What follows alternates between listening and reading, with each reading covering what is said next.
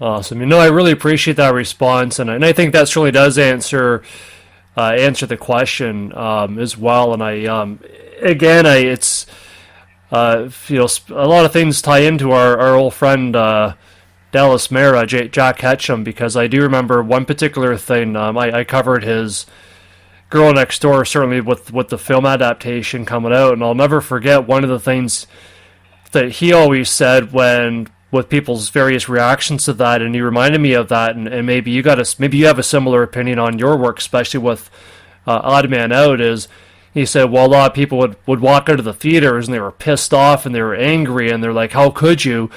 And his impression of that was, well, if the book pissed you off and it angered you, good. That was the point. You should be angry at that. You shouldn't stand for that sort of treatment, whether it's on the page in real life, on the screen, what have you. That should piss you off. Now go talk about it and have those discussions and talk about why you're pissed off about it. Yeah. And maybe you got the same impressions. I can definitely relate. I mean, a bad review is one thing. We Sure. all get them. But there were a couple I got for Odd Man Out that said, we get it. This is nothing but homophobia, just people calling each other racial slurs and picking on the gay guy. Could you beat your reader over the head with it? Okay, maybe I did.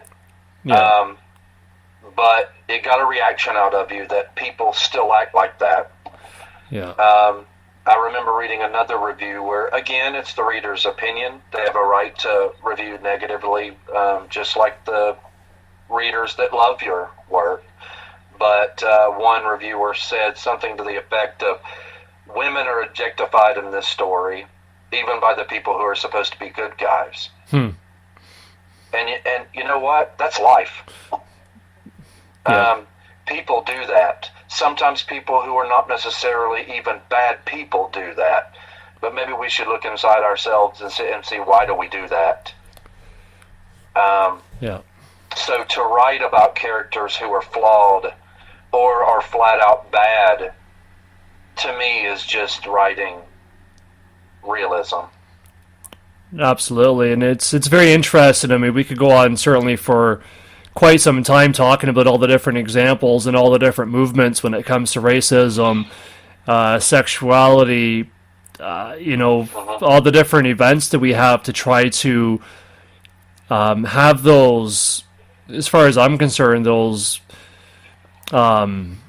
stains on our society that are still so prevalent.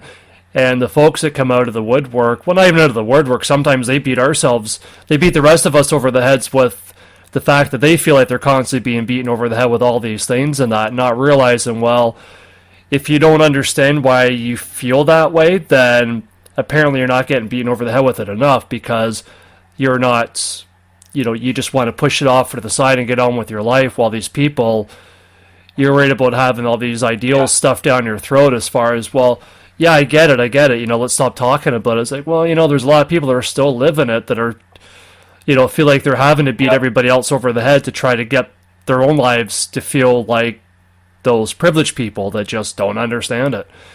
There was a guy, after Midnight Rain had come out, I was getting ready to publish my second book. Yeah. And this is a guy I worked with, and he made a comment. I'll never forget this, Rick. It really got to me, and I wish I had handled it differently. He said, well, I'm looking forward to your next book, but I hope that it's less racist than the last one. Oh, my goodness.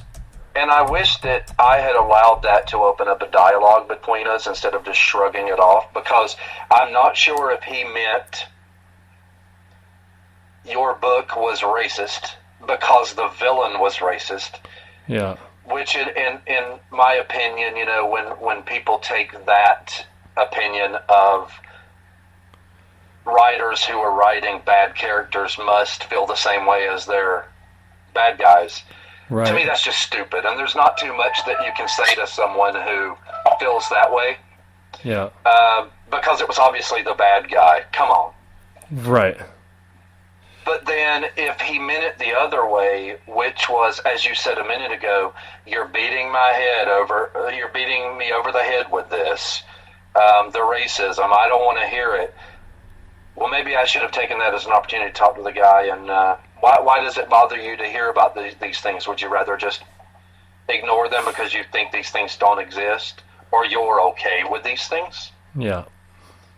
Because I think a lot of people who say they're being beaten over the head with these things just think, quit your complaining, quit rocking the boat. Well, maybe we should rock the boat, because why are you okay with that? Absolutely. So years later, I wish I had handled that whole conversation differently and not just shrugged it off and asked him, tell me what you mean.